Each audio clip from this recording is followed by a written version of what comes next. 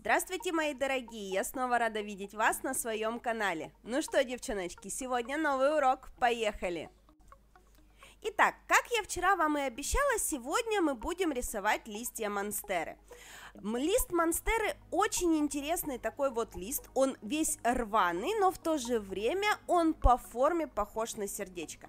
Если его рисовать без предварительно накиданной формы, то мы получаем обычно кривой листик. Ну, обычно у меня так получалось, что получался лист совершенно кривой, который не похож ни на что, ни на какую монстеру. Поэтому для себя я и придумала вот этот вот прием с нарисовыванием формы. То есть сначала мы тоненько накидываем себе форму нашего листочка, то есть вот эти вот сердечки, в которые будут вписываться наши листочки, а потом уже непосредственно в этой форме рисуем сами листья. Поэтому для кого-то, скорее всего, этот прием будет так же полезен, как и для меня. Девчоночки, я надеюсь, вам понравится. Итак, берем тоненькую кисточку, накидываем для себя форму наших листочков в виде сердечек. И потом крупной кистью уже непосредственно в этой готовой форме делаем подмалевок нашего листа, оставляя у него рваные края. Следим за тем, чтобы темно-зеленый цвет у нас лег более-менее равномерненько.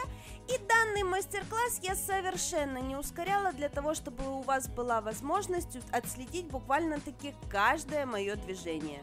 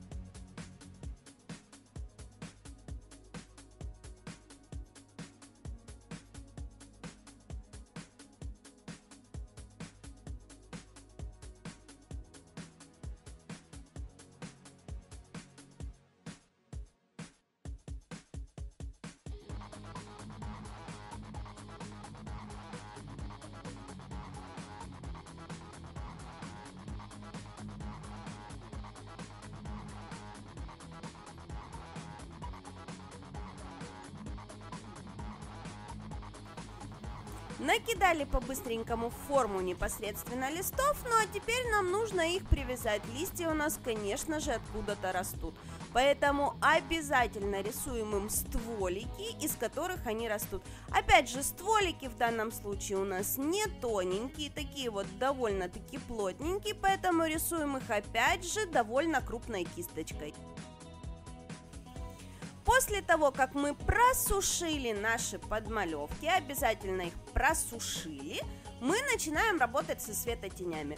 Углубляем центр нашего листа, то есть делаем так, чтобы центр у нас провалился вниз. Углубляем при помощи темно-зеленого цвета, который я получила путем подмешивания черного цвета, вот в этот темно-зеленый оттенок, которым я делала подмалевки. Ну и, соответственно, высветляем краюшки нашего лепесточка, чтобы он развернулся.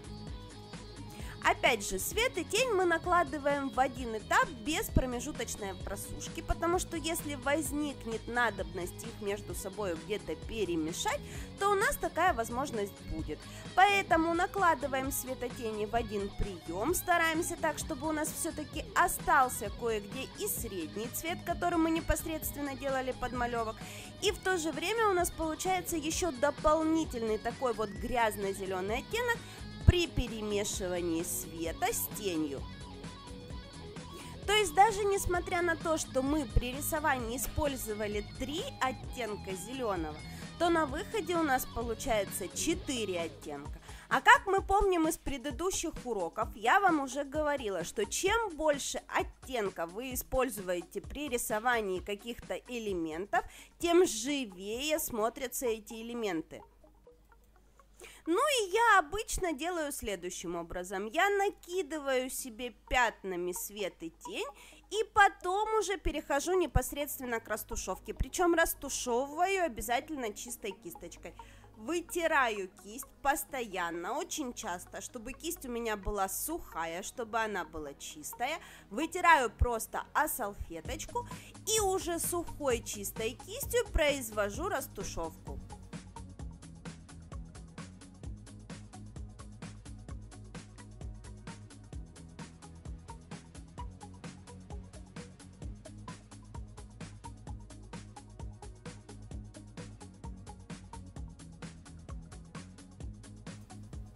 Ну а теперь прорисовочка. Такой шикарный мастер-класс. Так красиво все было нарисовано, но почему-то вот именно в этом мастер-классе камеру я себе расположила, конечно, черти как, и закрываю половину работы. Даша, как ты могла? Но, тем не менее, я вам сейчас расскажу, что же я здесь прорисовываю, и вам будет совершенно все понятно.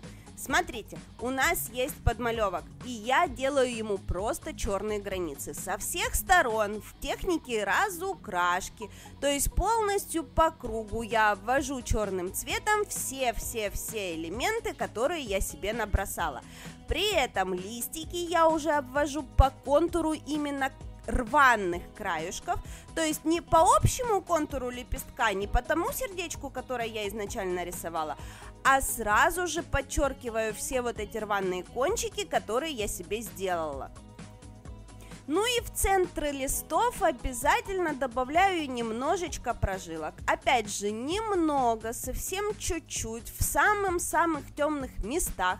Я добавляю черным цветом прожилки, они у меня еще дополнительно углубляют мой лист, проваливают его еще глубже и добавляют вот этой вот листовой фактурности.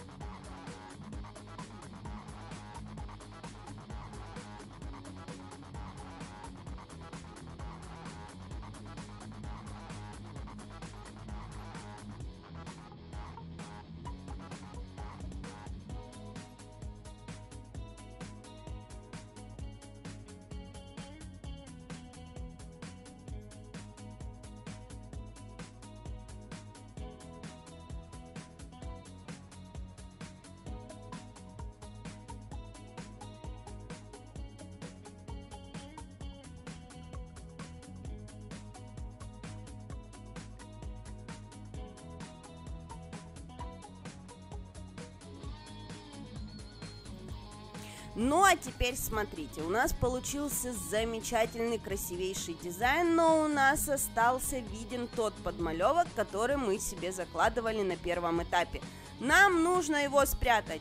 Что мы делаем? Мы берем цвет фона, в данном случае белый, и аккуратненько, буквально-таки точечно зарисовываем те полоски зеленого, которым мы накидывали себе форму. Все! Получается идеально чистый, очень красивый, вот такой вот фигурно-рваный лепесток. Перекрываем наш дизайн финишем и смотрите, здесь можно было сверху финиша добавить еще, допустим, какой-то белой яркой прорисовки. Это добавило бы нам еще больше объема, добавило бы фактурности нашим лепесткам. Но я не захотела, потому что вот в таком вот сочетании, в более нежном, в более таком вот, ну это не смотрится как наклейки, вот как будто я наклейку приклеила, и мне вот это именно в них и понравилось. Поэтому я не стала добавлять никакой белой прорисовки. Ну а вот как это бы смотрелось на руках наших клиентов. Смотрите, в окружении темно-зеленых ноготков вот эти вот яркие белые типсики с зелеными элементами смотрятся просто потрясающе. При этом какой бы элемент вы ни использовали, то ли листья, то ли кактусы, в любом случае смотрится потрясающе. Но на этом с зеленухами мы с вами не заканчиваем, потому что будет завтра еще один дизайн с другим кактусом. Поэтому, кто не подписался на мой канал, обязательно подписывайтесь, нажимайте на колокольчик, чтобы не пропустить новые видео. Ну а я на сегодня с вами прощаюсь, всем до новых встреч, пока-пока. Продолжение следует.